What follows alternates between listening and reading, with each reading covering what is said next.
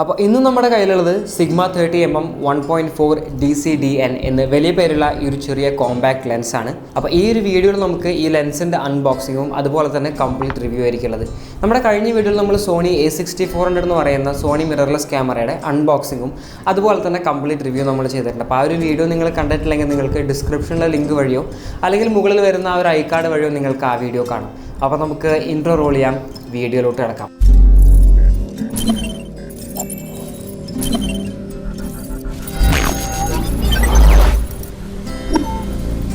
ഞാനപ്പോൾ നമ്മുടെ കഴിഞ്ഞ വീഡിയോ കാണണം എന്ന് പറഞ്ഞതിൻ്റെ റീസൺ എന്താണെന്ന് വെച്ച് കഴിഞ്ഞാൽ ഞാൻ ഈ ഒരു ലെൻസ് പർച്ചേസ് ചെയ്തിട്ടുള്ളത് സോണി A6400 എന്ന് പറയുന്ന ഒരു ക്യാമറയ്ക്കാണ്. നിങ്ങൾ നിങ്ങളുടെ കിറ്റ് ലെൻസിൽ നിന്നും അപ്ഗ്രേഡ് ചെയ്യാനായിട്ട് നോക്കുകയെന്ന് വെച്ച് കഴിഞ്ഞാൽ ഈ ഒരു ലെൻസാണ് നിങ്ങളുടെ ഏറ്റവും നല്ല ഓപ്ഷൻ. കാരണം ഞാൻ പറയാമെന്ന് വെച്ച് കഴിഞ്ഞാൽ സോണി മിറർലെസ് ലൈനപ്പിൽ നമുക്ക് ഹയസ്റ്റ് റാങ്ക്ഡ് ആയിട്ട് വരുന്ന ഒരു APS-C ക്രോപ്പ് സെൻസർ ലെൻസാണ് സിഗ്മ 30mm 1.4 DCDN. വളരെ വലിയ പേരാണ് എനിക്കറിയാം. പക്ഷേ ഞാൻ പറയട്ടെ, എൻ്റെ കയ്യിൽ ഇപ്പോൾ ഈ ഒരു ലെൻസ് ഉള്ളത് സോണി E മൗണ്ടിനാണ്. പക്ഷേ ഈ സെയിം ലെൻസ് നിങ്ങൾക്ക് കാനൺ M മൗണ്ട്, അതായത് കാനൻ്റെ മിറർലെസ് ക്യാമറ ലൈനപ്പിനും അതുപോലെ തന്നെ മൈക്രോ 4/3 മൗണ്ടിനും നിങ്ങൾക്ക് ഈ ഒരു ലെൻസ് അവൈലബിൾ ആണ്. നമുക്കപ്പോൾ ആദ്യം ഈ ലെൻസ് ഒന്ന് അൺബോക്സ് ചെയ്യാം, എന്നിട്ട് നമുക്ക് റിവ്യൂയിലോട്ട് കിടക്കാം. അപ്പോൾ ഇങ്ങനൊരു വൈറ്റ് ബോക്സിലാണ് നമുക്ക് നമ്മുടെ സിഗ്മ 30mm 1.4 DCDN, വളരെ വലിയൊരു പേരാണ്, ഈ ലെൻസ് നമുക്ക് ലഭിക്കുന്നത്. നമുക്ക് മുകളിലായിട്ട് സിഗ്മ എന്ന് പറഞ്ഞ ബ്രാൻഡിങ് കാണാം. അതുപോലെ തന്നെ അതിൻ്റെ ഡീറ്റെയിൽസ്, അതായത് 30mm 1.4, അതുപോലെ തന്നെ ഇതിൻ്റെ ഫിൽറ്റർ സൈസ് വരുന്നത് 52mm ആണ്. കോണ്ടംപററി ലെൻസാണ്. നമുക്ക് സിഗ്മയ്ക്ക് തന്നെ ആർട്ട് ലെൻസ് എന്ന് പറഞ്ഞ ഒരു സീരീസ് കൂടി വരുന്നുണ്ട്. അത് ഇതിനൊക്കെ കുറച്ചുകൂടി പ്രൊഫഷണലാണ്. അതുപോലെ തന്നെ പ്രൈസും കൂടുതലാണ്. നമ്മളുടെ ബോക്സ് ഓപ്പൺ ചെയ്ത് കഴിഞ്ഞാൽ നമുക്കിതിൻ്റെ കൂടെ കിട്ടുന്നത് കുറച്ച് പേപ്പർ വർക്ക്സ് അവൈലബിൾ ആണ്. ഇതിൻ്റെ വാറൻറ്റിയും കാര്യങ്ങളൊക്കെ ഇതിൽ അവൈലബിൾ ആണ്. പിന്നെ നമ്മൾ അറിഞ്ഞിരിക്കേണ്ട കുറച്ച് ഡീറ്റെയിൽസൊക്കെ നമുക്ക് അതിനകത്ത് കിട്ടും. പിന്നെ നമുക്ക് വരുന്നത് ഇങ്ങനത്തെ ഒരു കേസിനകത്താണ്, അതായത് ഈ കോഴിമുട്ടയൊക്കെ വരുന്ന ടൈപ്പ് കേസാണ് എനിക്കിത് കണ്ടിട്ട് ഓർമ്മ വരുന്നത്. അപ്പോൾ അങ്ങനത്തെ ഒരു കേസിനകത്താണ് നമുക്ക് നമ്മുടെ സിഗ്മ ലെൻസ് വരുന്നത്.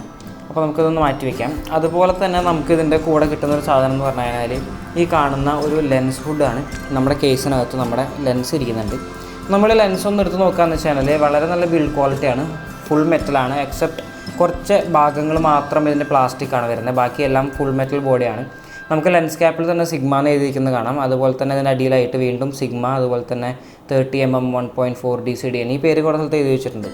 അതുപോലെ തന്നെ ഇത് ഏത് മൗണ്ടാണ് വരുന്നത്, സിഗ്മ 4 E മൗണ്ട് എന്ന് കൊടുത്തിരിക്കുന്നത്, അതായത് സോണി E മൗണ്ട് സിസ്റ്റത്തിനുള്ള ക്യാമറയാണ്. നമ്മൾ ലെൻസ് വിട്ട് ഊരി കഴിഞ്ഞാൽ വളരെ നല്ല ഭംഗിയുള്ളൊരു ഗ്ലാസ് ഫ്രണ്ട് എലമെൻ്റാണ് നമുക്ക് കാണാൻ സാധിക്കുക. അപ്പോൾ ഞാൻ പറഞ്ഞു 1.4 എന്ന് പറയുമ്പോൾ നമുക്ക് അത്യാവശ്യം നല്ല ഡെപ്ത് ഓഫ് ഫീൽഡ് നമുക്ക് ഈ ലെൻസ് വഴി കിട്ടും.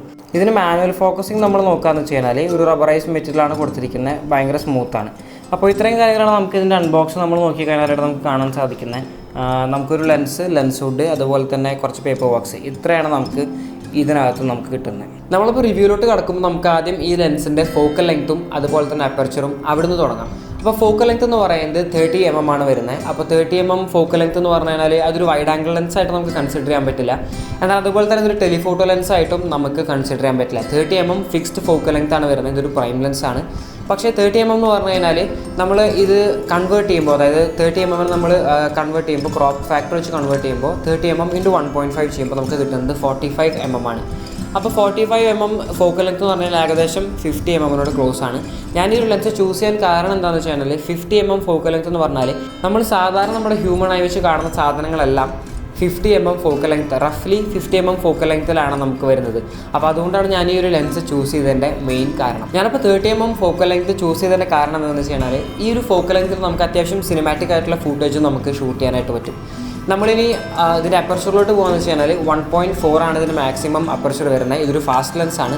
അപ്പോൾ 1.4 എന്ന് പറയുമ്പോൾ നിങ്ങൾക്കറിയാം നല്ല അടിപൊളി ഷാലോ ഡെപ്ത് ഓഫ് ഫീൽഡാണ് നമുക്ക് ഈ ഒരു ലെൻസിൽ നിന്ന് കിട്ടുന്നത്. അതായത് നമ്മുടെ സബ്ജക്റ്റും ബാക്ക്ഗ്രൗണ്ടും തമ്മിൽ അത്രയും ഒരു സെപ്പറേഷൻ ഉണ്ടായിരിക്കും. നമ്മുടെ സബ്ജക്റ്റ് എപ്പോഴും ഐസൊലേറ്റഡ് ആയിട്ട് നമുക്ക് നിൽക്കും. അതുപോലെ തന്നെ അതായത് 1.4 അപ്പർച്ചറും ഈ ഒരു 30mm ഫോക്കൽ ലെങ്ത്തും കൂടി ആയിക്കഴിഞ്ഞാൽ നമ്മുടെ സബ്ജക്റ്റ് ബാക്ക്ഗ്രൗണ്ടിൽ നിന്നും വളരെയധികം സെപ്പറേറ്റഡ് ആയിരിക്കും. നമുക്ക് ആ ഒരു ബൊക്കെ എഫക്റ്റും അതുപോലെ തന്നെ ആ ഒരു പ്രൊഫഷണൽ ഇമേജ് ക്വാളിറ്റി നമുക്ക് ഈ ലെൻസിൽ നിന്ന് കിട്ടും. രണ്ടാമത്തെ കാര്യം എന്താണെന്ന് വെച്ച് കഴിഞ്ഞാൽ 1.4 എന്ന് പറയുമ്പോൾ ഈ ഒരു ലെൻസ് ലോ ലൈറ്റ് ബീസ്റ്റാണ്. നിങ്ങളുടെ കിറ്റ് ലെൻസിൽ നിന്ന് അപ്ഗ്രേഡ് ചെയ്യുമ്പോൾ ഈ ഒരു ലെൻസ് നിങ്ങൾക്ക് വളരെ മികച്ച ഒരു ഓപ്ഷനാണ്. നമ്മൾ അടുത്ത് നോക്കാൻ പോകുന്നത് ബിൽഡ് ക്വാളിറ്റിയാണ്. ബിൽഡ് ക്വാളിറ്റിനെ പറ്റി സംസാരിക്കുമ്പോൾ ഫുൾ മെറ്റൽ ബോഡിയാണ് വരുന്നത്. അതുപോലെ തന്നെ ചെറിയൊരു ഭാഗത്ത് മാത്രമാണ് നമുക്ക് പ്ലാസ്റ്റിക് ബിൽഡ് വരുന്നത്.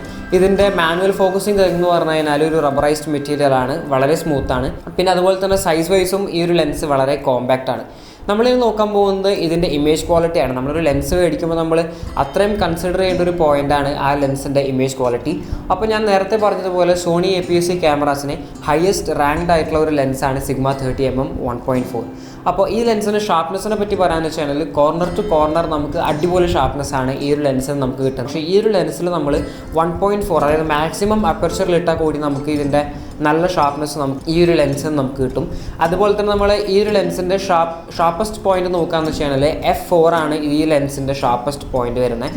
അതുപോലെ തന്നെ ഇമേജ് ക്വാളിറ്റി വൈസ് ആയാലും വളരെ നല്ല ക്വാളിറ്റിയാണ്. ഇതിൻ്റെ കളർ റീപ്രൊഡക്ഷൻ ആയിക്കോട്ടെ എല്ലാം നമ്മൾ അപ് ടു ദ മാർക്കാണ്. നമ്മൾ പുതിയൊരു ലെൻസിലോട്ട് അപ്ഗ്രേഡ് ചെയ്യുമ്പോൾ ഈ ഒരു ലെൻസ് നമ്മൾ പേ ചെയ്യുന്ന എമൗണ്ടിന് വേർത്തിട്ടാണ്. അപ്പോൾ ഈ കുറച്ച് റീസൺസ് കൊണ്ട് തന്നെ നമുക്ക് ഈ ഒരു ലെൻസ് നമുക്ക് ഫോട്ടോ പർപ്പസിനായാലും അതുപോലെ തന്നെ നമുക്ക് വീഡിയോ പർപ്പസിനായാലും ധൈര്യമായിട്ട് യൂസ് ചെയ്യാൻ പറ്റുന്ന ഒരു അടിപൊളി ലെൻസാണ്. അടുത്തൊരു പോയിന്റ് എന്ന് പറയുന്നത് ഈ ഒരു ലെൻസിൻ്റെ സൈസാണ്. നിങ്ങൾക്ക് അൺബോക്സിങ്ങിൽ നിങ്ങൾ കണ്ട പോലെ ഈ ലെൻസ് വളരെ ചെറുതാണ്. നിങ്ങൾക്ക് കൊണ്ടു നടക്കാനായിട്ട് നിങ്ങളുടെ ട്രാവൽ പർപ്പസിന് നിങ്ങൾക്ക് വളരെ ഈസി ആയിട്ട് ക്യാരി ചെയ്യാൻ പറ്റുന്ന ഒരു ലെൻസാണ് സിഗ്മ 30mm 1.4 വരുന്നത്.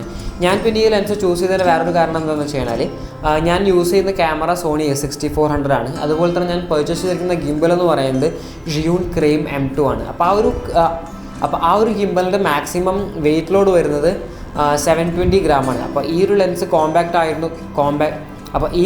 കോമ്പാക്റ്റ് ആയതുകൊണ്ട് തന്നെ ഇതിൻ്റെ വെയിറ്റ് വരുന്നത് വെറും 270 ഗ്രാമാണ്. അപ്പോൾ സോണി മിറർലെസ് ക്യാമറ അതുപോലെ തന്നെ ഈ ഒരു ലെൻസും കൂടിയുള്ള കോമ്പിനേഷൻ എന്ന് പറയുന്നത് നമുക്ക് 720 ഗ്രാമിന് അടിയിൽ കിട്ടും. അതുകൊണ്ട് തന്നെ എനിക്ക് ഈ ഒരു ഗിംബലിൽ നമുക്ക് കംഫർട്ടായിട്ട് യൂസ് ചെയ്യാൻ പറ്റും.